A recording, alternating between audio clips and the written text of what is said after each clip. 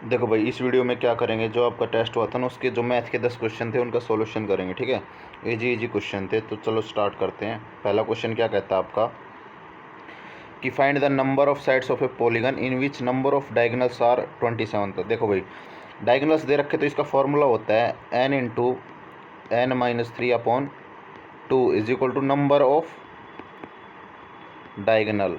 ठीक है ना। ठीक है, तो कितने दे रखे नंबर ऑफ डायगोनल? 27।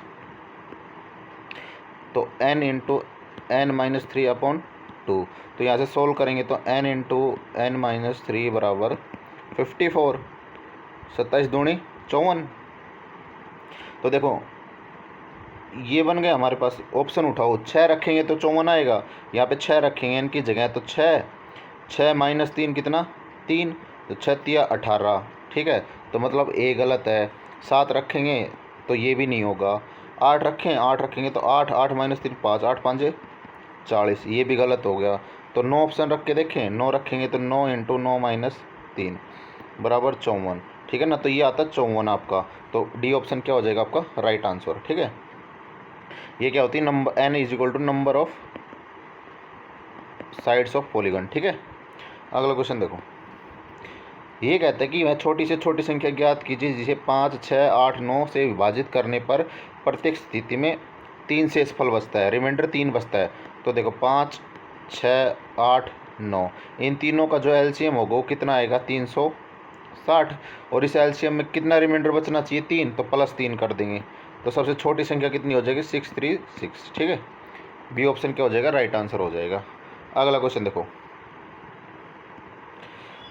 ये क्वेश्चन क्या कहता है कि x प्लस 1/x बराबर 3 है, और हमें निकालना क्या है? x माइनस 1/x बराबर ये निकालना है। तो क्या करेंगे? दोनों साइड स्क्वायर कर देंगे। दोनों साइड स्क्वायर करूँगा तो x प्लस 1/x स्क्वायर बराबर 3 का स्क्वायर कितना हो जाएगा? 9। सोल्व करेंगे तो x square plus 1/x square plus 2 बराबर 9। X square plus 1/x square बराबर 7। ये आ गया 7। अब देखो मैं दोनों साइड क्या करता हूँ, -2 लिख दूँ। ये दोनों साइड -2 करूँगा तो कितना हो जाएगा? X square plus 1/x square -2 बराबर 7 -2। दोनों साइड -2 कर दिया मैंने, तो ये तो हो गया 5। ठीक है ना। अब ये क्या बन गया? ये बन गया आपका x माइनस 1/x का होल स्क्वेयर। तो हमें वैल्यू x माइनस 1/x की निकालनी है। तो यहाँ से ये क्या कितना हो जाएगा आपका? x माइनस 1/x, ये स्क्वेयर इस साइड जाके क्या हो जाएगा? रूट का √5। ठीक है, तो इसकी वैल्यू कितनी आ गई? ऑप्शन बी राइट आंसर है। ठीक है, अगला क्वेश्चन देखो। ये क्वेश्चन दे रखा है 49 इंटू 65। रिमाइंडर कितना बताना है? रिमाइंडर कितना आएगा? तो रिमाइंडर कितना आएगा? तो देखो 49 को 9 से काटेंगे तो 9 5 45 होता है। 49 माते 45 गया, 4 बचा प्लस का, यहाँ पे रिमाइंडर 4 बचेगा गुणा, यहाँ पे रिमाइंडर कितना बचेगा? 7 नीम 63 होता है। 65 में से 63 गया 2, तो 4 दूनी 8। तो आपका रिमाइंडर कितना बचेगा? 8। डी ऑप्शन क्या हो जाएगा? राइट आंसर हो जाएगा। ठीक है, अगला क्वेश्चन देखो। ये कहता है 7 डाटा दे रखे हैं, उनका एवरेज दे रखा है। 7 डाटा का जो एवरेज हो कितना है? 34। सम कितना हो जाएगा? 7 चौक 28, 7 21 और 2 23, 238 हो गया सम इनका। तो क्या होता है? फर्स्ट 3 डाटा देखो, पहले 3 डाटा का जो एवरेज दे रखा हो कितना दे रखा है? 28 दे रखा है। और अगले जो 2 डाटा है इनका जो एवरेज दे रखा है कितना है? 47।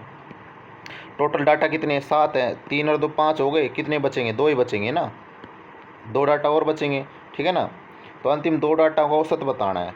तो देखो ये टोटल कितने? 7 डाटा हैं, इनका जो सम आया वो कितना है आपका? 238।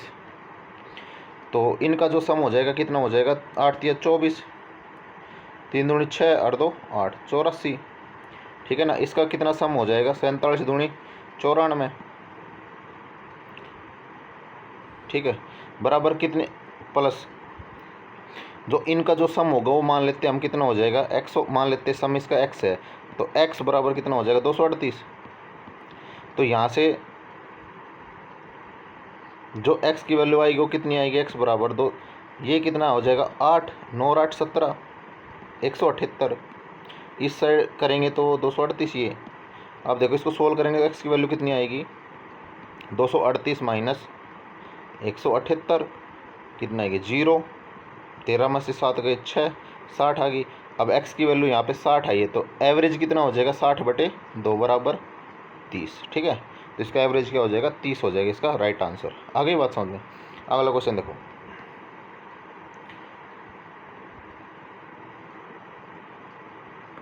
देखो इन्होंने क्या पूछा है, इन्होंने पूछा है फोर्थ प्रोपोर्शनल। तो ये आपका देखो a/b बराबर c/d, यहाँ से d निकालना है आपको। तो यहाँ से a की वैल्यू कितनी दे रखी है 12, b की वैल्यू दे रखी है 16 और c की वैल्यू दे रखी है 18। तो फोर्थ प्रोपोर्शन कितना आ जाएगा आपका यहाँ से 16 गुणा 18/12। तो 4 तिया 12, 4 चौक 16, 3 छिंग 18, 6 चौक 24। ठीक है, तो बी ऑप्शन क्या हो जाएगा राइट आंसर हो जाएगा। आगे बात समझ में। अगला क्वेश्चन देखो, तो देखो ये कह रहा है कि 32 ऑरेंज 1 रुपये में बेचने पर 40% की हानि होती है। तो कितनी ऑरेंज बेची जाएं कि 20% का प्रॉफिट हो जाए 1 रुपये पे ही। तो क्या होता है 32 संतरे बेची हैं, कितने 40 की हानि पे, तो कितने में बेची होंगी 60 पे बेची होंगी। भाई 40 का क्या हुआ लॉस हुआ है ना, तो 60 पे बेची होंगी और 1 रुपये में। तो हमें कितनी बेचनी चाहिए संतरा कि हमें 20% का प्रॉफिट हो, मतलब 20% का लाभ हो। तो 120 से गुणा करेंगे, 20% का क्या हुआ प्रॉफिट हुआ है और कितने रुपए में 1 रुपये में। तो 1 से 1 कट गया, 60 दूनी 120, 2 16।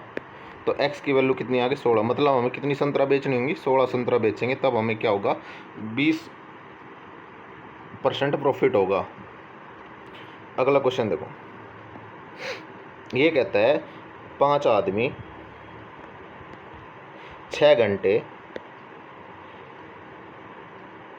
6 दिन काम करें और क्या करें 10 खिलौने बनाते हैं। तो 12 आदमी प्रतिदिन 8 घंटे काम करके 16 खिलौने कितने दिन में बताएंगे। तो मैं मान लेता हूँ डी दिन में बनाएंगे। ठीक है, तो इसको सोल्व करेंगे कितना आएगा 6 दूनी 12,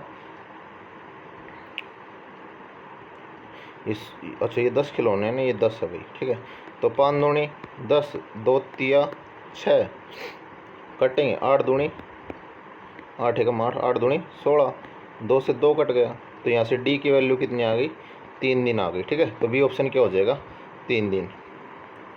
अगला क्वेश्चन देखो, देखो ये क्या होता है कंसेप्ट क्या होता है man into our into day.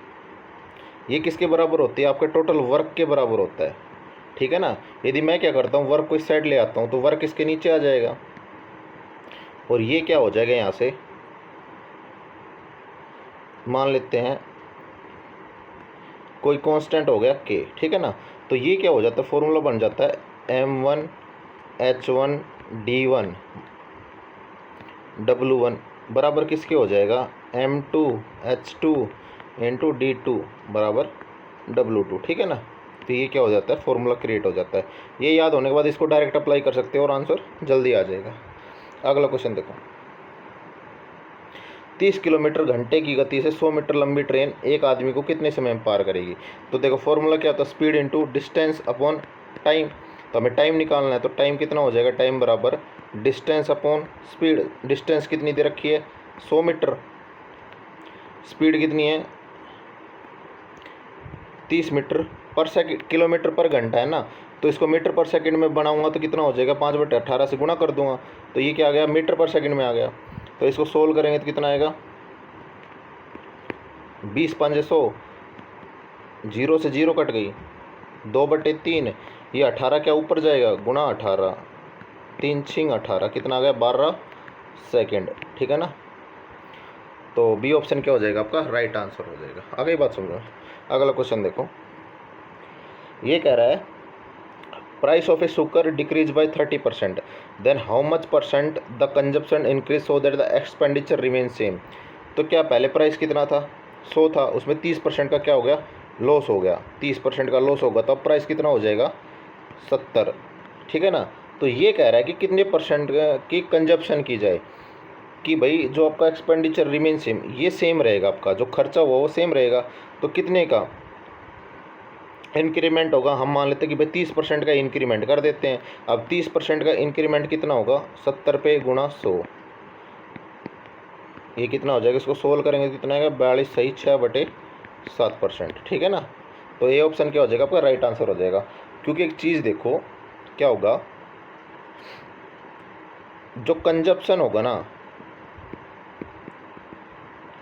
वो क्या होगा, सेम रहेगा, किसके, जो एक्सपेंडिचर हुआ है ना उसके,